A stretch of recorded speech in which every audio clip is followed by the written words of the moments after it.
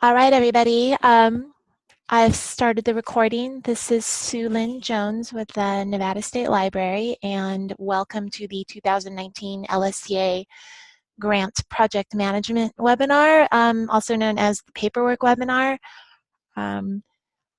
Let's just get started. So first of all, congratulations on your LSTA grant. If you're here, that means that you've most likely been approved and you're getting your projects ready to go, but like there's still the paperwork part, and I just want to go over everything that we need. Some of it is stuff that the state needs, but most of it is stuff that IMLS requires us to gather and report back to them. So let's go on with this. So here's our agenda. First thing, I just want to show you how to get to the 2019 LSTA LibGuide. Our website has been under construction and things get moved around a bit, but we're going to go over that. The required signature forms, the GIA, the required surveys, reimbursement, so how to get reimbursed for your expenditures and the time and effort if you're asking for salaries, quarterly reports, final evaluation, our records retention policy, our limited English proficiency policy, publicity, and site visits. So any comments or questions about this? No, hearing none, we'll move on.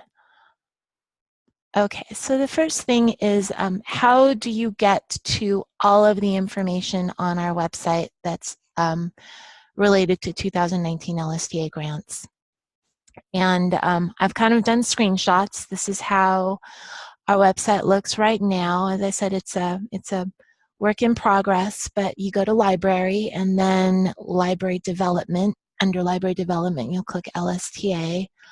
And once you're on LSTA, then you'll get to the list of grant years. So right now we're in 2019, which runs from this July 1st to next June 30th. And you're going to click on Manage Your Grants, and that will get you to a page that looks like this in the corner. I suggest you bookmark this. This link will never change, so it will always be there. If you just bookmark it, you'll be able to go right to Manage Your Grants. And it's mostly the same as 2018. If you've had a 2018 grant, I've got it organized into apply, manage, surveys, signature forms. I've added a new tab for webinars. I figured I'd put all of the webinars in one place. They'll still be under manage a grant and apply for a grant, but they'll also be in the webinar button. There's planning docs and IMLS guidance. So everything you'll need to manage your grant is right here, and everything that's under this tab is actually on our agenda. So any comments about this? No, alrighty. Next slide. So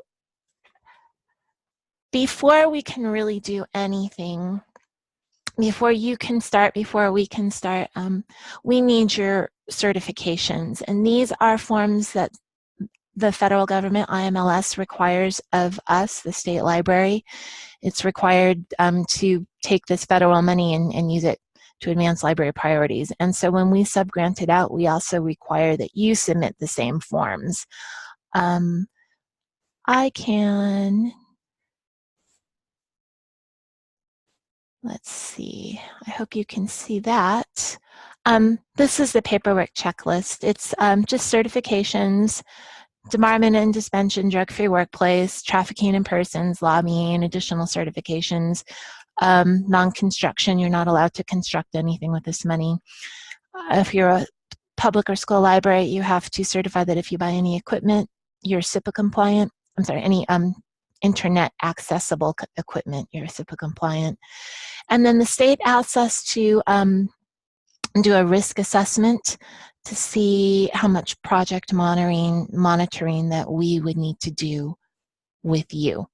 And that's where the audit requirements in the risk assessment come from. So that is the paperwork, and we require one set of paperworks per federal fiscal year. So yeah, if you get more than one grant this year, this set of forms covers everything. Next year, you'll need to submit new paperwork. Okay. The next step is the grant in aid. I wanted to go over this because this is essentially our contract. It's the contract between the state and you. And it's got pretty much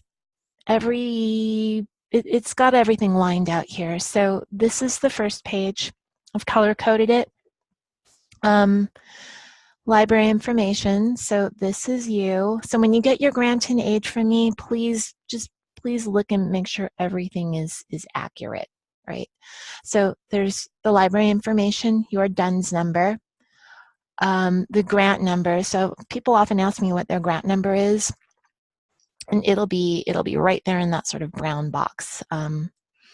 It'll be 2019 dash something something. Then we've got your project award dates. So look at that too, because this is when your project can start and when your project has to end, and we have to go by that unless you ask for an extension. In blue, we have outlined how much you were awarded. So it's got your grant award, your full award, and number 4, it says funds for the grant project are authorized according to the final budget application. So whatever your budget was in your final approved application, that's the budget that we're going with. And in the next section right there, this is important because if you need to change those budget categories from what your final application was, and the changes are more than 10%, we've got to get it approved by our our Deputy Attorney General, because it's a change to your contract. So it's totally, completely doable. Just be aware that if you need to extend your grant end date, or you need to change budget categories by more than 10%, there's a process involved, and it takes a couple weeks to get all the signatures in place. Okay, and then the bottom there, it's reporting requirements. If you've got a year-long grant, I'm asking for 3 quarterly reports, first, second, and third, and then a final report, which will be 2 months after your project end date. And the quarterly reports are just a check-in. They're a way to keep me aware of what you're doing, and I think it's a good way to keep you on track as well with how you're going and how you're spending down and getting your reimbursements. And it's part of project monitoring, grant monitoring. Page 2 of the GIA, that's where it says that you will complete and sign all of those certifications that I just mentioned a few minutes ago. And it's got the record retention dates. So for this grant, this current year, you'll need to keep all your records through December 31st, 2026, and that's a federal requirement. It also says that we or the LCB or IMLS can audit your books whenever we feel that it's necessary. And then it also talks about termination. If you decide that this grant really is not for you, it gives you your authority to terminate the contract. And then after that, it's the fiscal authority. So if you have your board or your finance people asking you who's authorizing this money, where this money is coming from, this is our federal grant number, our award authorization. And yes, this just authorizes us to give money to you and you to receive it. And then there's my contact information, and that's where all the signatures go on your contract. Okay, and that was a quick overview of your contract. Anyone have any questions about that? All right, we'll move on. Okay, next up is the required surveys. We're now in, I think, the 3rd year of the required surveys. IMLS decided that they would help us with our outcomes. Outcomes are often really hard to nail down, I think, for all of us. And so they came up with a series of questions that we are required to use for certain programs that we do, and we're supposed to use We, meaning you and us at the state, were supposed to use the results to determine and inform our outcomes. IMLS slightly changed them. They had to get the questions approved by the Office of Management and Budget, so they were slightly changed from last year. Just a few different words were used. So those have been updated for 19.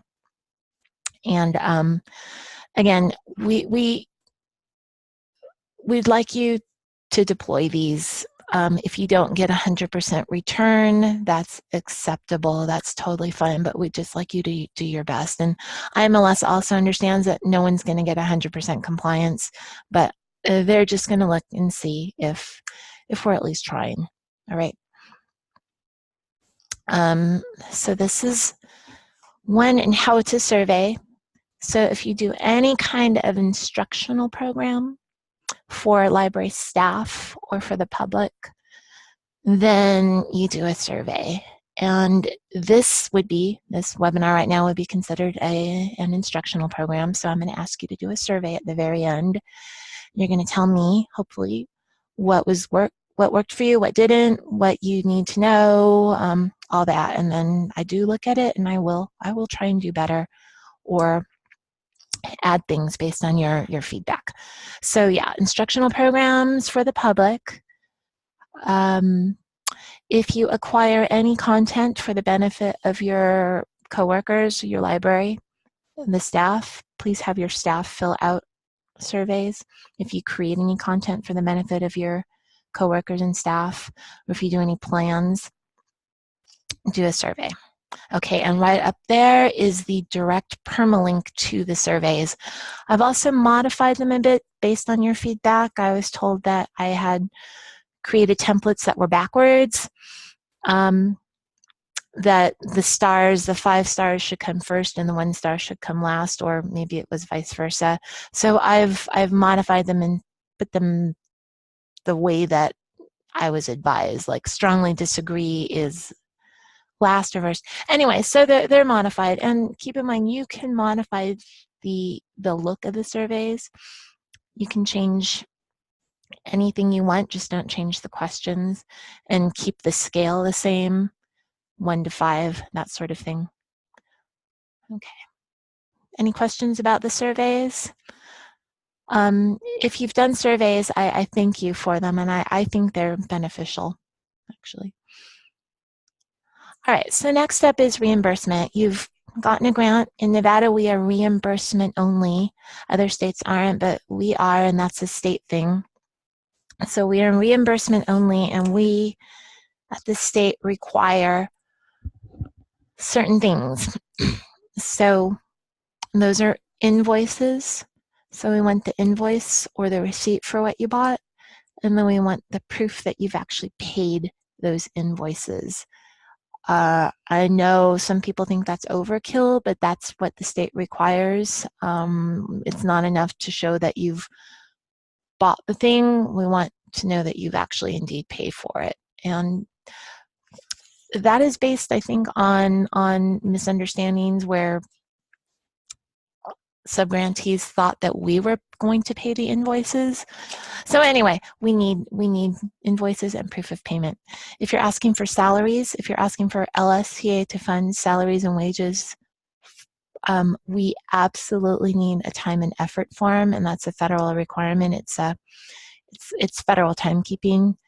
So your financial software will show that you've paid this employee, but the federal government would like to know what they did during that time, and that's the time and effort.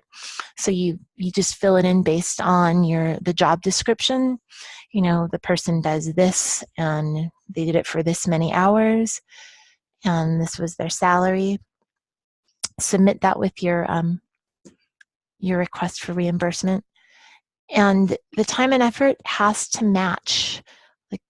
This total salaries listed on the time and effort have to match your financial printouts, because if they don't, then I can't process them. So just be aware of that too.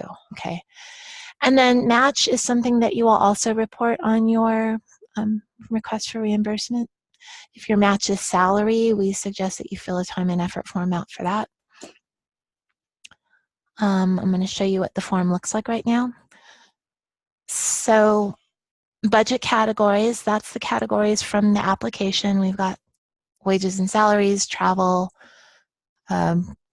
contractors, or I'm sorry, consultants, services. Those are the budget categories.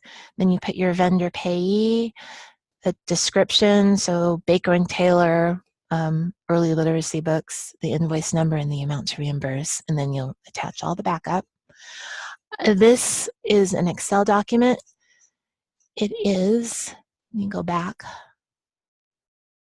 Oops, going back slowly, sorry. It is right here, reimbursement forms. It's the second one down on the manager grant. That's where you get this form. Okay, let's go forward.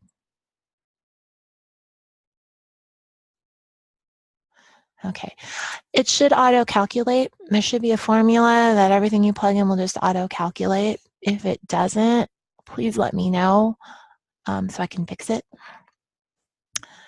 And then here is the lovely time and effort form. So you're going to put the job duty, the number of hours per day. You can modify this form to match your payroll printouts. You can completely modify it if you are just however your payroll system works, you can modify this form to match it. Okay, have the employee sign, supervisor if required, and then you submit that with. Okay, so any comments or questions about reimbursements? It's super important that we reimburse you. I know I don't have any set deadlines for reimbursements to happen. I don't make you do it monthly or quarterly, but we don't want you to float this money that we owe you. So get your reimbursements done in a timely manner, please. Okay. All right. Next up is reports. So they're not meant to be too onerous. They're just little check-ins. The quarterly reports you do 1 month after the end of the quarter. It's just 3 questions. I hope they're not too bad. Please let me know if you think that I'm asking too much in terms of reports, and we'll try and figure something out. The final evaluation is due 2 months after the end of the project. Again, if you need some modification of these, please let me know. If you have a CE grant, we'd like the final report due 2 months after the end of your project. Right. Okay, any questions about that? Oh, right here, these are the questions. So we're asking if you feel that the grant is helping provide better service to your customers, and be honest, right? We're not going to take the grant away from you. We're not going to think badly if any of this isn't exactly as you thought. You know, this is all a learning experience. So and we learn by what's come before, lessons learned. So yeah, just tell us if your grant is not on track. We need to know that too, because then we can like modify your deadlines. We can maybe push out your end date a little bit. You know, things can go awry, things can go wonky, vendors can cancel or whatever. But yeah, just tell us and we'll work to fix it. And then the budget question is mainly to make sure that, 1, that you're asking for money, and 2, that we've actually processed your payment correctly. We do everything EFT, electronic funds transfer, and you know, it's good to make sure that what you've asked for, you've actually gotten. Okay. All right. Next up, the final report. All right, this is due 2 months after your project end, and you're just going to give us a summary of what happened, list any partners, talk about the activities, report the final results of your surveys, the outcomes, the lessons learned, right? Because we want to learn from what everyone's done and use that to go forward. The sustainability, so if the grant went well, how are you going to fold it into your normal daily operations and your budget. We'd love to know. Send photos. Photos are good. We send those directly to IMLS, and we also use it to in our reports. IMLS needs to ask for LSTA funding every year, and it does help to have anecdotal evidence and photos as backup of the good work that LSTA does. Okay. If you want to see an example, there's a permalink there. It goes to a report from UNLV from 2 years ago that IMLS called out as being very well done. So this is our final evaluation example. And then if you want to see what other libraries are doing throughout the country, you can go on this searchable database. All right. Any comments about that? All right, we're just cruising along. Okay, records retention. I kind of covered this when we talked about the GIA. These are the files that you should keep. Anything grant related that is completely relevant to your project, you should keep. You should keep, and it needs to be kept until December 31st, 2026. We don't dictate how you keep it. We're format neutral. It's so whatever locally you, whatever your parent organization has just determined is the best way to store records, whether that's on paper, electronically, or PDF. What you follow their guidelines, but keep it until December 31st, 2026. Okay.